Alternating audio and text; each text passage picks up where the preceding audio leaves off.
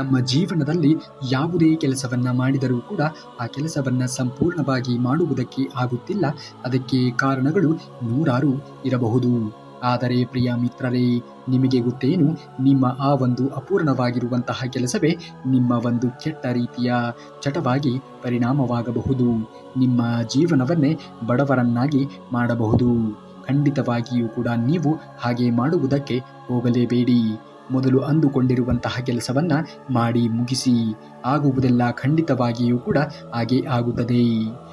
ನಿಮ್ಮ ಕೆಟ್ಟ ಚಟ ನಿಮ್ಮ ಏಳಿಗೆಯನ್ನು ಸಹಿಸುವುದಕ್ಕೆ ಸಾಧ್ಯವೇ ಆಗುವುದಿಲ್ಲ. ನೀವು ಯಾವಾಗಲೂ ಕೂಡ ಕೆಳಗಿನ ಸ್ಥಾನದಲ್ಲಿಯೇ ಇರಲು ಬಯಸುತ್ತದೆ. ಹಾಗಾದರೆ ನೀವು ಮಾಡುವಂತಹ ಆ ಒಂದು ಕೆಟ್ಟ ಚಟವು ಯಾವುದು ಎನ್ನುವುದನ್ನು ನಾವು ನೋಡುವುದೇ ಆದರೆ, ನನ್ನಿಂದ ಈ ಕೆಲಸ ಮಾಡುವುದಕ್ಕೆ ಆಗುವುದಿಲ್ಲ ಅಂತ ನಮಗೆ ನಾವೇ ಅಂದುಕೊಳ್ಳುವುದು. ಖಂಡಿತವಾಗಿಯೂ ಕೂಡ ಜೀವನದಲ್ಲಿ ಪ್ರತಿಯೊಬ್ಬರಿಗೂ ಎಲ್ಲ ಕೆಲಸಗಳು ಸಾಧ್ಯವಾಗುತ್ತದೆ. ಆದರೆ ಯಾವಾಗ ನಾವು ನಕಾರಾತ್ಮಕವಾಗಿ ಯೋಚನೆಗಳನ್ನು ಮಾಡುತ್ತೇವೆಯೋ ಅದು ಖಂಡಿತವಾಗಿಯೂ ಕೂಡ ಸಾಧ್ಯವಾಗುವುದಿಲ್ಲ. ಯಾವಾಗಲೂ ಕೂಡ ಮನುಷ್ಯ ಸಕಾರಾತ್ಮಕವಾಗಿ ಯೋಚನೆಗಳನ್ನು ಮಾಡುವುದನ್ನು ಕಲಿತುಕೊಳ್ಳಬೇಕು. ಅಂದಾಗ ಮಾತ್ರ ಬದುಕಿನಲ್ಲಿ ಅಂದುಕೊಂಡಂತಹ ಗುರಿಯನ್ನು ಸಾಧಿಸುವುದಕ್ಕೆ ಸಾಧ್ಯವಾಗುವುದು. ನಿಮಗೆ ನಿಮ್ಮ ಮೇಲೆ ಮೊದಲು ನಂಬಿಕೆ ಎನ್ನುವುದು, ಆತ್ಮವಿಶ್ವಾಸ ಎನ್ನುವುದು ಇರಬೇಕು. ನಮ್ಮ ಮೇಲೆ ನಮಗೆ ನಂಬಿಕೆ ಎನ್ನುವುದು ಇರಬೇಕು. ಆ ಕೆಲಸವನ್ನು ಮಾಡಿ ಮುಗಿಸುತ್ತೇನೆ ಎನ್ನುವಂತಹ ಹಠ ನಿಮ್ಮಲ್ಲಿ ಇರಬೇಕು. ಆ ಕೆಲಸವನ್ನು ನಾನು ನನ್ನ ಕೈಯಾರೆಯೇ ಮಾಡುತ್ತೇನೆ, ಒಂದಲ್ಲ ಒಂದು ದಿನ ನಾನು ಗೆಲ್ಲುತ್ತೇನೆ ಎನ್ನುವಂತಹ ಒಂದು ಆಸಕ್ತಿಯಾಗಲಿ, ಆ ಒಂದು ಹಠವಾಗಲಿ, ಆ ಒಂದು ನಂಬಿಕೆಯಾಗಲಿ ನಿಮ್ಮ ಮೇಲೆ ನಿಮಗೆ ಇದ್ದಾಗ ಮಾತ್ರ ನೀವು ಆ ಕೆಲಸವನ್ನು ಸಾಧಿಸಿ ತೋರಿಸುವುದಕ್ಕೆ ಸಾಧ್ಯವಾಗುವುದು. ಆದರೆ ಆ ಮನೋಬಲ ಹಾಗೂ ಆತ್ಮವಿಶ್ವಾಸ ಈಗಿನ ಕಾಲದ ಯುವ ಜನತೆಯಲ್ಲಿ ಎಲ್ಲವೂ ಕೂಡ ಮರೆಮಾಚುತ್ತಾ ಇದೆ. ಎಲ್ಲವೂ ಕೂಡ ಅಸಾಧ್ಯವಾಗುತ್ತಿದೆ. ನನ್ನಿಂದ ಇದು ಅಸಾಧ್ಯ, ನನ್ನಿಂದ ಈ ಕೆಲಸವನ್ನು ಮಾಡುವುದಕ್ಕೆ ಸಾಧ್ಯವೇ ಇಲ್ಲ ಎಂದು ಅವರೇ ಹೇಳಿಕೊಂಡು ತಿರುಗಾಡುತ್ತಾ ಇರುತ್ತಾರೆ. ಖಂಡಿತವಾಗಿಯೂ ಕೂಡ ಪ್ರತಿಯೊಬ್ಬರಿಗೂ ದೇವರು ಒಂದಲ್ಲ ಒಂದು ರೀತಿಯ ವಿಭಿನ್ನವಾಗಿರುವಂತಹ ಆಸಕ್ತಿಗಳನ್ನು, ಶಕ್ತಿಗಳನ್ನು, ಕಲೆಯನ್ನು ಕೊಟ್ಟಿರುತ್ತಾನೆ. ಆ ಕಲೆಗಳನ್ನು ಉಪಯೋಗಿಸಿಕೊಂಡು ಜೀವನದಲ್ಲಿ ಮುಂದೆ ಬರುವುದನ್ನು ಮನುಷ್ಯನಾದವನು ಕಲಿತುಕೊಳ್ಳಬೇಕು. ಹೀಗೆ ನಾವು ಪ್ರತಿದಿನ ಸೋಲಿನ ಕೋಪಕ್ಕೆ ಬೀಳುವುದು, ಈ ಒಂದು ಕೆಟ್ಟ ಅಭ್ಯಾಸವನ್ನು ಪ್ರತಿದಿನ ನೀವು ಕೈಗೂಡಿಸುತ್ತಾ ಹೋದರೆ ನೀವು ಬಡವರಾಗಿಯೇ ಬದುಕಬೇಕಾಗುತ್ತದೆ. ಈ ಜಗತ್ತಿನಲ್ಲಿ ಎಷ್ಟೋ ಜನ ಸಾಧಕರು ತಮ್ಮ ಮೇಲೆ ವಿಶ್ವಾಸವಿಟ್ಟು ಪ್ರತಿ ಕ್ಷಣವನ್ನೂ ಕೂಡ ಹೋರಾಡಿ ಜೀವನದಲ್ಲಿ ಬಂದ ಅನೇಕ ರೀತಿಯ ಕಷ್ಟಗಳನ್ನು, ನೋವುಗಳನ್ನು, ಸಂಕಟಗಳನ್ನು ನುಂಗಿ ಎದುರಿಸಿ ಈಗ ಇತಿಹಾಸವನ್ನು ನಿರ್ಮಿಸಿದ್ದಾರೆ. ಇತಿಹಾಸದ ಪುಟಗಳಲ್ಲಿ ಸೇರ್ಪಡೆ ಆಗಿದ್ದಾರೆ. ಅಂದಾಗ ನೀವು ಏಕೆ ಈ ರೀತಿಯಾಗಿ ಯೋಚನೆಗಳನ್ನು ಮಾಡುತ್ತೀರಾ? ಅವರು ಮಾಡಿದ್ದಾರೆ ಎಂದ ಮೇಲೆ ನೀವು ಕೂಡ ಅದನ್ನು ಮಾಡಿ ಮುಗಿಸಬಹುದು ಅಲ್ಲವೇ? ಖಂಡಿತವಾಗಿಯೂ ಕೂಡ ನಿಮಗೂ ಕೂಡ ಅದು ಸಾಧ್ಯವಾಗುತ್ತದೆ. ನಕಾರಾತ್ಮಕವಾಗಿ ಯೋಚನೆಗಳನ್ನು ಮಾಡುವುದನ್ನು ಮೊದಲು ಬಿಟ್ಟು ಬಿಡಿ. ಯಾವಾಗಲೂ ಕೂಡ ಮೊದಲು ಪ್ರಯತ್ನ ಪಡುವುದನ್ನು ಮನುಷ್ಯನಾದವನು ಕಲಿತುಕೊಳ್ಳಬೇಕು. ದುಃಖ ಮರೆಯುವುದಕ್ಕೆ ಅಮ್ಮನ ಮಡಿಲು, ಬದುಕಿನಲ್ಲಿ ಭರವಸೆಗಳ ಬಾಗಿಲಾಗಿ ಅಪ್ಪ ಇರಬೇಕು.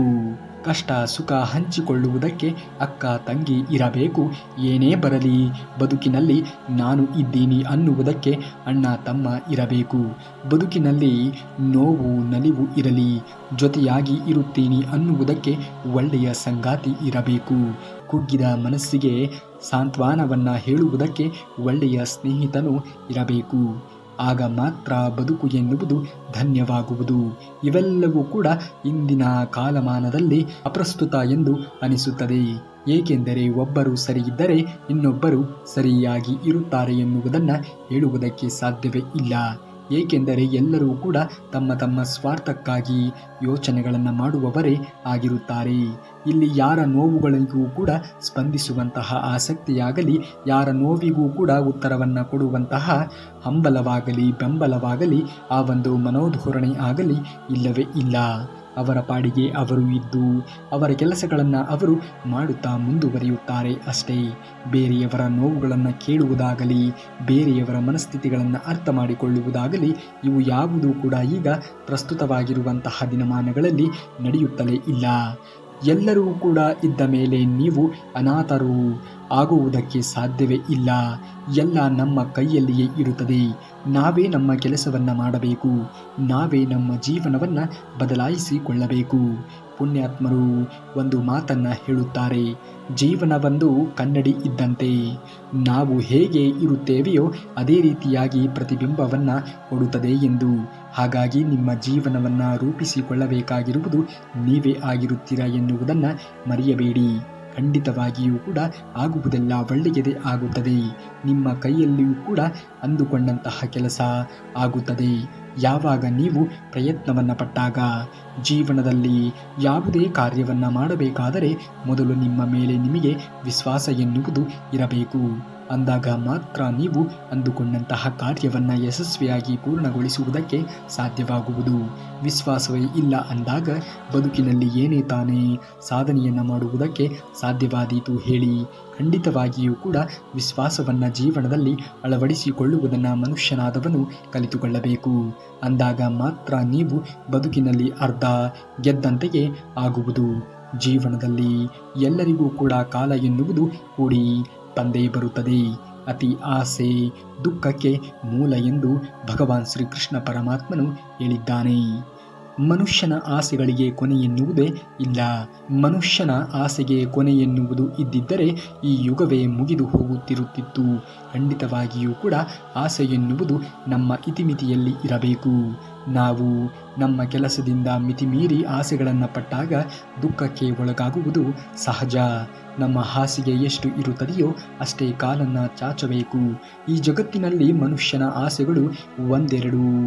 ಒಂದೇ ಆಸೆ ತೀರಿದರೆ ದುರಾಸೆಗಳು ಬಿದ್ದು ಹಲವಾರು ಸಂಕಷ್ಟಗಳನ್ನು ಹಲವಾರು ದುಃಖಗಳನ್ನು ಎದುರು ಹಾಕಿಕೊಳ್ಳುತ್ತಾನೆ. ಮನುಷ್ಯನಿಗೆ ಒಂದು ಸಲ ದುಃಖ ಬಂದರೆ ಆ ದುಃಖ ಕಷ್ಟ ಕಾಲದಲ್ಲಿಯೂ ಕೂಡ ಆತನ ಸಮಯವೇ ಮುಗಿದು ಹೋಗಬಹುದು. ಕಷ್ಟಕಾಲ ಎನ್ನುವುದು ಪ್ರತಿಯೊಬ್ಬರಿಗೂ ಪ್ರತಿಯೊಬ್ಬರ ಜೀವನದಲ್ಲಿಯೂ ಕೂಡ ಬಂದೇ ಬರುತ್ತದೆ. ಆ ಕಷ್ಟ ಕಾಲಗಳನ್ನು ನೀವು ಹೇಗೆ ಎದುರಿಸುತ್ತೀರಾ, ಹೇಗೆ ಮೆಟ್ಟಿ ನಡೆಯುತ್ತೀರಾ ಎನ್ನುವುದರ ಮೇಲೆ ನಿಮ್ಮ ಮುಂದಿನ ಜೀವನದಲ್ಲಿ ಬರುವಂತಹ ಸುಖದ ಸಂದರ್ಭಗಳು ನಿಂತಿರುತ್ತದೆ, ಅವಲಂಬಿತವಾಗಿರುತ್ತದೆ. ಹಾಗಾಗಿ ಇಂದು ಬಂದಿರುವಂತಹ ಎಲ್ಲ ಕಷ್ಟದ ಕ್ಷಣಗಳನ್ನು ಎದುರಿಸುವುದನ್ನು ಕಲಿಯಬೇಕು. ಜೀವನದಲ್ಲಿ ಯಾವಾಗಲೂ ಕೂಡ ಒಳ್ಳೆಯವರಾಗಿ ಇರಬೇಕು. ಯಾವಾಗಲೂ ಕೆಟ್ಟ ಯೋಚನೆಗಳನ್ನು ತೆಗೆದುಹಾಕಲು ಪ್ರಯತ್ನವನ್ನು ಮಾಡಬೇಕು. ಇನ್ನೊಬ್ಬರಿಗೆ ಸಹಾಯವನ್ನು ಮಾಡಬೇಕು. ಇದೇ ಮನುಷ್ಯನ ನೆಮ್ಮದಿಗೆ ತೃಪ್ತಿ ಎಂಬ ಸೂತ್ರವನ್ನು ಅಳವಡಿಸಿಕೊಳ್ಳಲು ಸಾಧ್ಯವಾಗುತ್ತದೆ. ಜೀವನದಲ್ಲಿ ಯಾವುದೂ ಕೂಡ ಶಾಶ್ವತ ಅಲ್ಲ ನೋಡಿ. ಪ್ರಯತ್ನ ಎನ್ನುವುದು ನಿರಂತರವಾಗಿ ಇದ್ದಾಗ ನಿಮ್ಮ ಹಣೆಬರಹ ಎಂಥದ್ದೇ ಇರಲಿ ಖಂಡಿತವಾಗಿಯೂ ಕೂಡ ನೀವು ನಿಮ್ಮ ಪ್ರಯತ್ನಕ್ಕೆ ಪ್ರತಿಫಲವನ್ನು ಪಡೆದುಕೊಳ್ಳಬಹುದು. ಇವತ್ತಿನ ಕಥೆಯೂ ಕೂಡ ನಮ್ಮ ಜೀವನಕ್ಕೆ ಸಂದರ್ಭಕ್ಕೆ ಅನುಗುಣವಾಗಿಯೇ ಇರುತ್ತದೆ. ಜೀವನ ಎನ್ನುವುದು ನಾವು ಇವತ್ತು ಯಾವ ರೀತಿಯಾಗಿ ಬಳಸಿಕೊಳ್ಳುತ್ತೇವೆ ಎನ್ನುವುದರ ಮೇಲೆ ಅವಲಂಬಿತವಾಗಿರುತ್ತದೆ. ಒಂದು ವೇಳೆ ನಾವು ನಮ್ಮ ಮುಂದಿನ ಭವಿಷ್ಯ ಎನ್ನುವುದು ಉಜ್ವಲವಾಗಿ ಇರಬೇಕು, ನಾವು ಹಾಗೆ ಬದುಕಬೇಕು ಹೀಗೆ ಬದುಕಬೇಕು ಎಂದು ಕನಸನ್ನು ಕಾಣುತ್ತೇವೆ. ಆದರೆ ನಿಜವಾಗಿಯೂ ಕೂಡ ಆ ಕನಸಿಗೆ ವ್ಯತಿರಿಕ್ತವಾಗಿಯೇ ನಡೆದುಕೊಳ್ಳುತ್ತೇವೆ. ಖಂಡಿತವಾಗಿಯೂ ಕೂಡ ನಿಮ್ಮ ಕನಸನ್ನು ಕಾಣುವುದು ತುಂಬಾ ಮುಖ್ಯ. ಆ ದೊಡ್ಡ ದೊಡ್ಡ ಕನಸುಗಳನ್ನು ನನಸು ಮಾಡಿಕೊಳ್ಳಬೇಕು ಅನ್ನುವುದೇ ಆದರೆ ಅದಕ್ಕೆ ತಕ್ಕ ರೀತಿಯ ಪರಿಶ್ರಮವನ್ನು ಕೂಡ ನೀವು ಹಾಕಬೇಕಾಗಿರುವುದು ಅವಶ್ಯಕ ಅಲ್ಲವೇ? ಅಂದಾಗ ಮಾತ್ರ ನಿಮ್ಮ ಕನಸುಗಳು ನನಸಾಗುವುದಕ್ಕೆ ಸಾಧ್ಯವಾಗುವುದು. ಅದಕ್ಕೆ ತಕ್ಕ ರೀತಿಯಾಗಿರುವಂತಹ ಪ್ರತಿಫಲವನ್ನು ಯಾವ ರೀತಿ ಅನುಭವಿಸುತ್ತೇವೆ ಎಂದು ಈ ಸಣ್ಣ ಉದಾಹರಣೆ ಮುಖಾಂತರ ನೀವು ನೋಡಬಹುದು. ನಿರಂತರವಾಗಿ ಶ್ರಮವನ್ನು ವಹಿಸಿ ಯಾವ ಕೆಲಸವಾದರೂ ಕೂಡ ಸರಿ. ಕೆಲಸಗಳಲ್ಲಿ ಸಣ್ಣದ್ದು ದೊಡ್ಡದ್ದು ಎನ್ನುವುದೇ ಇಲ್ಲ.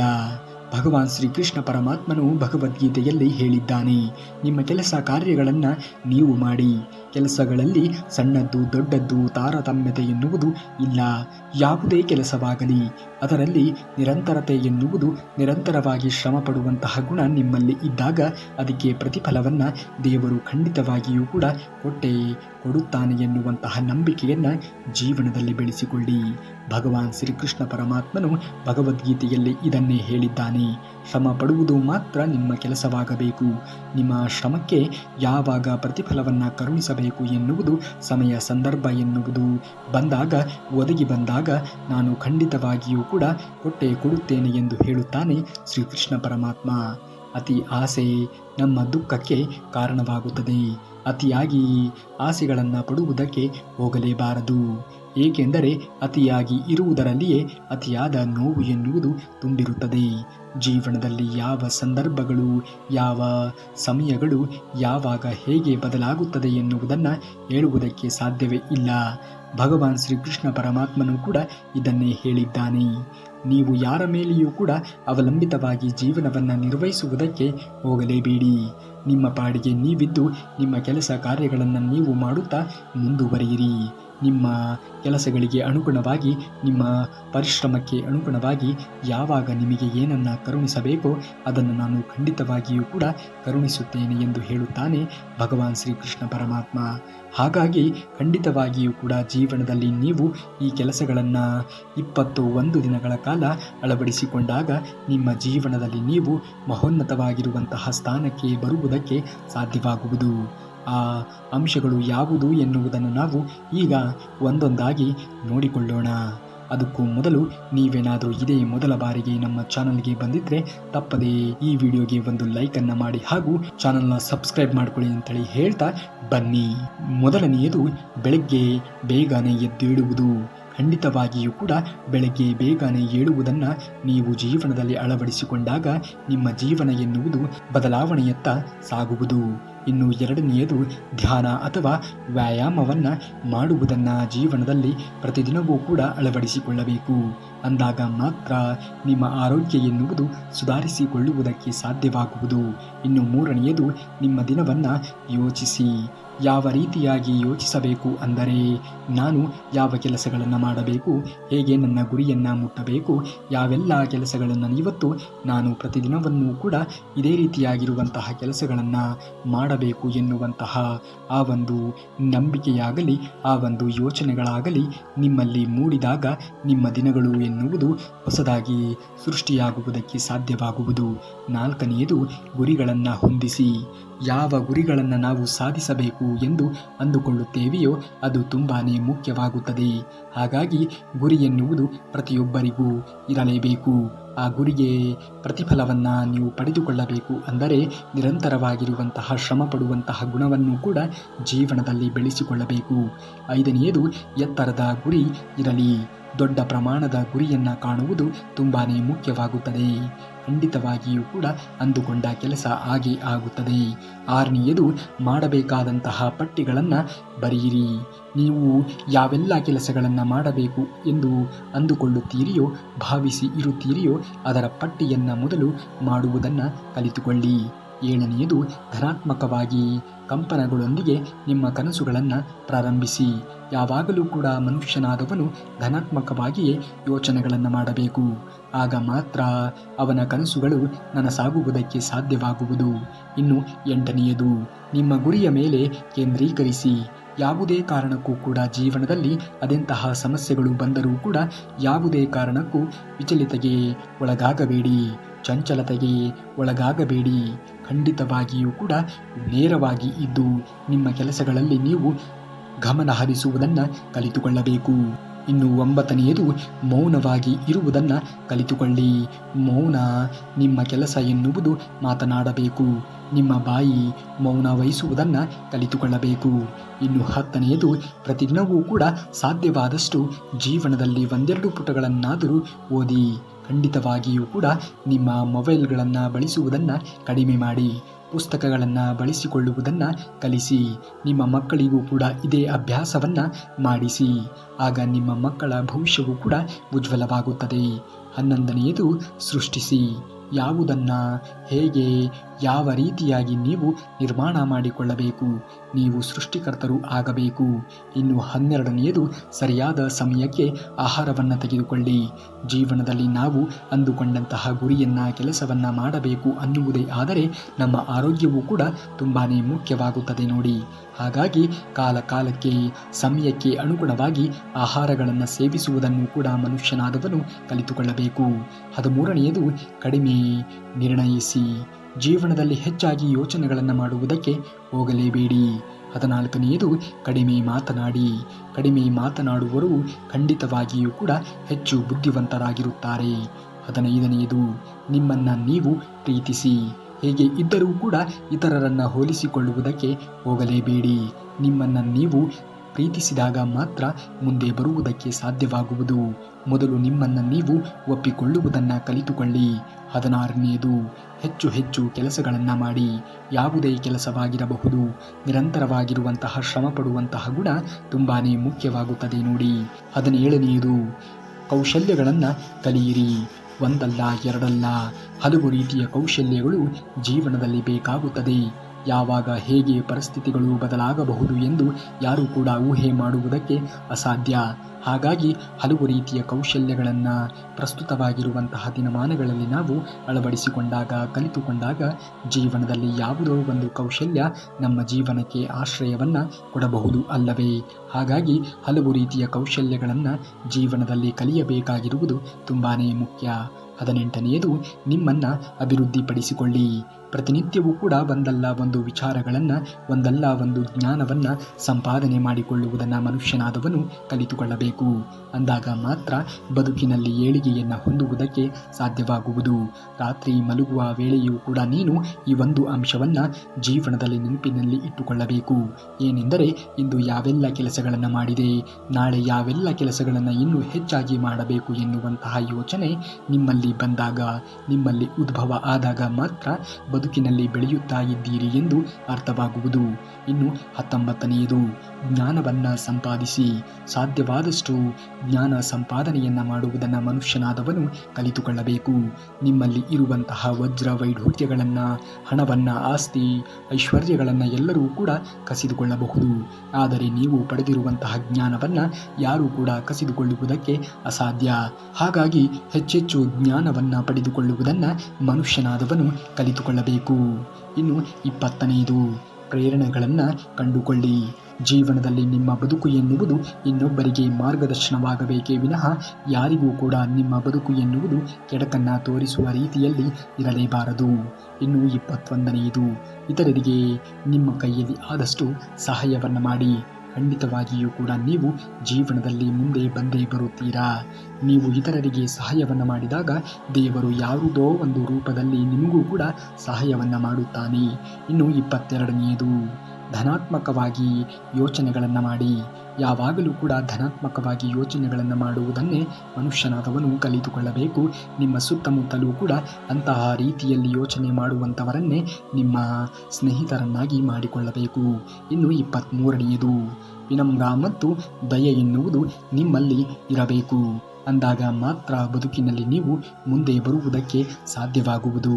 ಇನ್ನು 24ನೇದು, ನಿಮ್ಮ ಪೋಷಕರು ಮತ್ತು ಕುಟುಂಬದವರನ್ನು ನೀವು ಮೊದಲು ಪ್ರೀತಿಸುವುದನ್ನು ಕಲಿತುಕೊಳ್ಳಬೇಕು. ಅವರನ್ನು ಸಾಧ್ಯವಾದಷ್ಟು ಚೆನ್ನಾಗಿ ನೋಡಿಕೊಳ್ಳಿ. ಏಕೆಂದರೆ ನಿಮ್ಮ ಕಣ್ಣಿಗೆ ಕಾಣುವಂತಹ ನಿಜವಾದ ದೇವರು ಯಾರಾದರೂ ಇದ್ದರೆ ಅದು ನಮ್ಮ ತಂದೆ ತಾಯಿಗಳು ಮಾತ್ರ ಆಗಿರುತ್ತಾರೆ ಎನ್ನುವುದನ್ನು ಯಾವುದೇ ಕಾರಣಕ್ಕೂ ಕೂಡ ಮನುಷ್ಯನಾದವನು ಮರೆಯಲೇಬಾರದು. ಇನ್ನು 25ನೇದು, ಒಳ್ಳೆಯ ವಿಷಯದ ಮೇಲೆ ಕೇಂದ್ರೀಕರಿಸಿ. ಖಂಡಿತವಾಗಿಯೂ ಕೂಡ ನೀವು ಒಳ್ಳೆಯ ವಿಚಾರಗಳನ್ನು, ಒಳ್ಳೆಯ ವಿಷಯಗಳನ್ನು ಹೆಚ್ಚೆಚ್ಚು ತಿಳಿದುಕೊಂಡಾಗ ನಿಮ್ಮ ಜೀವನ ಶೈಲಿ ಎನ್ನುವುದು ಕೂಡ ದಿನದಿಂದ ದಿನಕ್ಕೆ ಅಭಿವೃದ್ಧಿ ಹೊಂದುತ್ತಾ ಸಾಗುವುದು. 26ನೇದು, ಆತ್ಮವಿಶ್ವಾಸವನ್ನು ವೃದ್ಧಿಸಿಕೊಳ್ಳುವುದನ್ನು ಮನುಷ್ಯನಾದವನು ಕಲಿತುಕೊಳ್ಳಬೇಕು. ಹೆಚ್ಚೆಚ್ಚು ಆತ್ಮವಿಶ್ವಾಸವನ್ನು ನೀವು ವೃದ್ಧಿಸಿಕೊಂಡಾಗ ಜೀವನದಲ್ಲಿ ಯಾರೇ ನಿಮಗೆ ಏನೇ ಕೆಡಕನ್ನು ಉಂಟು ಮಾಡುವುದಕ್ಕೆ ಪ್ರಯತ್ನವನ್ನು ಮಾಡಿದರೂ ಕೂಡ ನೀವು ಯಾರಿಗೂ ಕೂಡ ಹೆದರುವಂತಹ ಅವಶ್ಯಕತೆಯೇ ಬರುವುದಿಲ್ಲ. ಆತ್ಮವಿಶ್ವಾಸವೊಂದು ಗಟ್ಟಿಯಾಗಿ ಇದ್ದಾಗ ಯಾರು ಏನೇ ಮಾಡಿದರೂ ಕೂಡ ಅದು ನಿಮಗೆ ತಾಕುವುದಕ್ಕೆ ಸಾಧ್ಯವೇ ಇಲ್ಲ. ಇನ್ನು 27ನೇದು, ಹೆಚ್ಚು ಧೈರ್ಯವಾಗಿ ಇರುವುದನ್ನು ಕಲಿತುಕೊಳ್ಳಿ. ಇಲ್ಲಿ ಯಾವುದು ಕೂಡ ಏನೂ ಮಾಡುವುದಕ್ಕೆ ಸಾಧ್ಯವೇ ಇಲ್ಲ. ಇನ್ನು 28ನೇದು, ನಕಾರಾತ್ಮಕತೆಯನ್ನು ನಿರ್ಲಕ್ಷಿಸಿ. ಯಾವಾಗಲೂ ಕೂಡ ಸಕಾರಾತ್ಮಕವಾಗಿ ಯೋಚನೆಗಳನ್ನು ಮಾಡುವುದನ್ನು ಮನುಷ್ಯ ಕಲಿತುಕೊಳ್ಳಬೇಕು. 29ನೇದು, ದೊಡ್ಡದಾಗಿ ಯೋಚಿಸಿ. ಖಂಡಿತವಾಗಿಯೂ ಕೂಡ ಆಗುವಂತಹ ಕೆಲಸಗಳೆಲ್ಲವೂ ಕೂಡ ಹಾಗೆ ಆಗುತ್ತದೆ. 30ನೇದು, ಉತ್ಸಾಹವಾಗಿ ಇರುವುದನ್ನು ಮನುಷ್ಯನಾದವನು ಕಲಿತುಕೊಳ್ಳಬೇಕು. 31ನೇದು, ಹೆಚ್ಚು ಹೆಚ್ಚು ಯೋಚನೆಗಳನ್ನು ಮಾಡಿ. ಆ ಯೋಚನೆಗಳು ಕೇವಲ ನಿಮ್ಮ ಬೆಳವಣಿಗೆಯನ್ನು ಸೂಚಿಸುವಂತೆ ಇರಬೇಕು. ಹಾಗಾಗಿ ಹೆಚ್ಚು ಹೆಚ್ಚು ಯೋಚನೆಗಳನ್ನು ನೀವು ಮಾಡಬೇಕಾಗಿರುವುದು ಕೇವಲ ನಿಮ್ಮ ಬೆಳವಣಿಗೆಗೆ ತಕ್ಕಂತೆ, ಆ ಯೋಚನೆಗೆ ತಕ್ಕ ರೀತಿಯ ಪ್ರಯತ್ನಗಳನ್ನು ಕೂಡ ನೀವು ಪಡಬೇಕಾಗಿರುವುದು ಅವಶ್ಯಕ. ಅಂದಾಗ ಮಾತ್ರ ನೀವು ಬದುಕಿನಲ್ಲಿ ಮುಂದೆ ಬರುವುದಕ್ಕೆ ಸಾಧ್ಯವಾಗುವುದು. ನೀವೇನಾದರೂ ಶ್ರೀಕೃಷ್ಣ ಪರಮಾತ್ಮನ ಭಕ್ತರೇ ಆಗಿದ್ದರೆ ತಪ್ಪದೆ ಈ ವಿಡಿಯೋಗೆ ಒಂದು ಲೈಕನ್ನು ಮಾಡಿ ಎಂದು ಹೇಳಿಕೊಳ್ಳುತ್ತಾ ನಾಳೆಯ ಶ್ರೀಕೃಷ್ಣ ಪರಮಾತ್ಮನ ವಚನಾಮೃತದೊಂದಿಗೆ ಭೇಟಿ ಆಗುವವರೆಗೂ ಧನ್ಯವಾದ. ಕರುನಾಡಿಗೆ.